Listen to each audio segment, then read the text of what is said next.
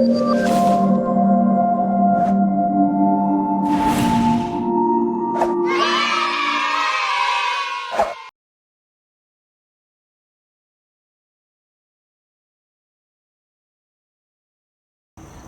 I'm Hillary, And I'm Christine. and we work here at RCAL, the Resource Center for Accessible Living, right here in Ulster County, New York. And today, Christine and I were going to talk about some safety precautions to kind of keep in mind when shopping on the internet. Ooh, scary. So, like many of you, COVID may have impacted your ability to shop in person. And whether that's because your favorite store is closed because of COVID, because you yourself are immune compromised or trying to stay safe, and you're not going out into stores, if maybe you were using Community Hub or other types of staffing and now that staffing number has been reduced because of COVID. So whatever the reason, or you just love shopping online, whatever the reason that you may be shopping online, we're going to give you some tips and tricks to stay safe, be smart, and hopefully not lose your money. Yes. Right? So I know I got scammed during COVID on online shopping. Uh-oh. Totally. Ordered a chair, came over, it was this big, it was a mini chair, and I lost $50. And it was, Oh my gosh. it's a really important lesson, and I think that may have happened to a lot of us, that Right. we sometimes forget that not everyone on the internet is there for our benefit. Some people are out there. There's some scams. They are. They're scammers. Gotta be And careful. So let's assume that because of COVID, I am going to do some of my shopping for my basics. You know, maybe like getting new socks. Maybe I need to get some new glasses for my apartment. Maybe I need some new towels for my bathroom. Just some basics online. What would be some suggestions you would have for me?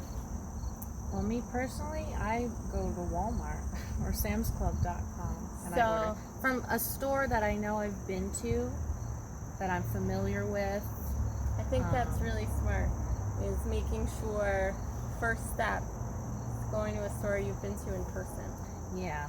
There's a lot of fake storefronts online, so if you can find something that you're familiar with, that would probably be for the best, I think. I think so too, especially if you know there's one in your community. So let's say you order your dream towels and they come and they're not what you thought. You can at least, even if you can't or you don't feel comfortable taking them to the store to return them, you may be able to find a family friend who is going Right. to Walmart or is going to Target and is willing to return those directly to the store, because sometimes mailing stuff back can get a little It's complicated and just feels overwhelming. So if you do order something online and you're not happy with it, not only are you less likely to get scammed by a fake storefront, but it also makes it easier to return if you order from a store that is in your neighborhood. And a lot of us have Walmarts, Targets, those are the big Yeah. ones here in Ulster County, Kohl's, but there may be ones in your county, Sam's Club, that are accessible to you. So there's one idea. Amazon is also very popular, and you can make Amazon returns at Kohl's. Oh. So the Kohl's in Kingston will take your So Amazon if you're returns. shopping at Amazon, you can return your items to Kohl's. And the other thing about Adams that I kind of like is you can, or Amazon, you can price shop, right? Yep. So they may have Find the best deal. same product from different retailers, and you can find the one for the cheapest. And sometimes even if you spend enough money or you have Amazon Prime, get free shipping. So it really doesn't cost you anything to have it Right. sent to your house, depending on when the item is. So Amazon is always a good one. That's a too. good one. I can think of some that maybe tread with caution. Yeah. Which would be eBay. eBay, yeah. I've had some success on eBay. I recently was sent something that didn't work. So you just have to be careful, and you need to read the fine print, because sometimes in the fine print it might say that you're actually buying the picture of the item. Or no returns Or no- sometimes. yeah, so- right? Or as is. It's a little iffy. Yep. I wouldn't recommend it. So what about if the store is an ad that I got through Facebook or Instagram, right? Those might be a little more sketchy. If I'm getting something as an ad, I definitely got scammed off an Instagram ad. And I think that unless it's an ad for a store, again, that you know and you've heard of, or a product you've heard of, ask someone's advice first before you purchase things off ads, especially on social media ads. Absolutely. Yeah. So we got a couple ones, a couple ideas. But what if I'm going to pay? What are some safe ways for me to pay for my items online?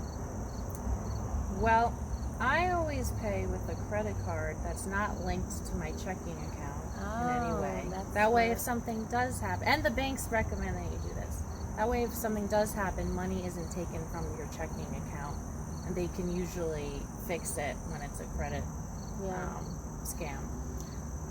You can also, at the store, prepay for a gift card, and then when you do online shopping, use the gift card. That way it's not linked to any of your accounts. So if I'm someone who either doesn't have a credit card or doesn't have a credit card that's not linked to my bank account, I can use a credit card that I purchased at the store, such as like a Visa credit card that I purchased, or a store gift card. So if I go to Walmart, I can go and buy a Walmart gift card. If I want to shop at Target. And this might be something, again, if you're not comfortable going into stores right now because of COVID, you can ask a family or a friend, say, hey, I would definitely recommend it's someone you trust 100%. But if you maybe have a parent or a sibling who can go to the store and get a gift card for you, and then that way you have a safer way to make that purchase because you're utilizing the gift card. And these gift cards are readily available at gas stations, the dollar store. Oh, that's a like good you could point. find these cards just going for a walk to the nearest, convenience store. So that's always a good option. So I found sites that I trust. I have a safe way to pay, but what do I do next? I feel like sometimes it's really complicated filling out. I'm not a good typer. I'm not computer savvy.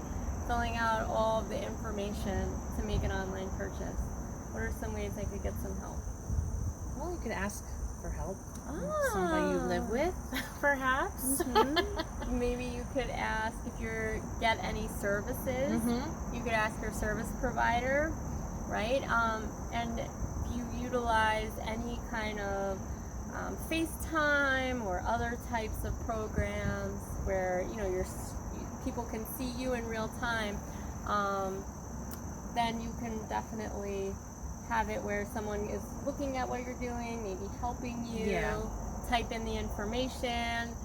If you don't have that, maybe have someone help you write out your name, your mailing address, your zip code, your phone number.